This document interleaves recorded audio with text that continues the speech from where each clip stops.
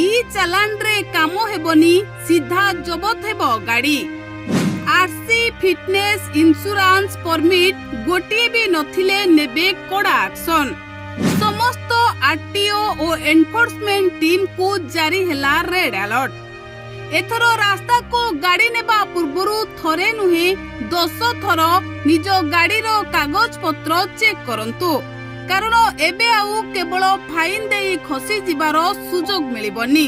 जदि आपनक गाड़ी रो RC fitness permit बीमा किंबा अन्य वैध कागज पत्र नाही ताहले गाड़ी को सीधा रास्ता रू जबत करा जाई पारे।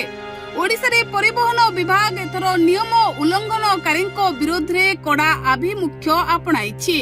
परिवहन कमिशनर राज्यर समस्त आरटीओ एवं एनफोर्समेंट अधिकारी को स्पष्ट निर्देश देइछन्ति जे मोटरयान आईन रो धारा 207 अनुसार वैध कागज पत्र नथिबा गाड़ी को आवश्यक पड़िले सीधा सड़क सीज करा जिवो।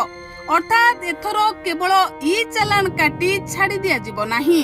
काहेकि हठात एते कड़ा हेला विभाग यह पछरे कारण मध्य सामना को आसीछि।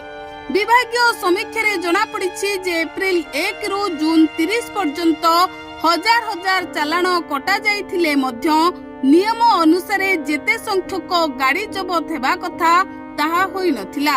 एही स्थिति को परिवहन विभाग गुरुतर भाबे नेइछि। विभाग रो कहिबा कथा केवल जरिमाना आदाय कले सड़क सुरक्षा सुनिश्चित हेबो नाही। बिना कागज पत्रे चालुथिबा गाड़ी जदि दुर्घटना घटाए तेबे क्षतिग्रस्त परिवार क्षतिपूरण पाइबारे बड़ समस्यार सम्मुखीन हुअन्ति। तेणु एही सब दिग को दृष्टि रखी एबे विभाग तरफरु कड़ा नियम अपना जाइछि। तेणु जदि आपनक गाड़ी रो कागज पत्र नाही तेबे एबेठु आपण माने होई जांतु सावधान। Bureau report Odia news tube.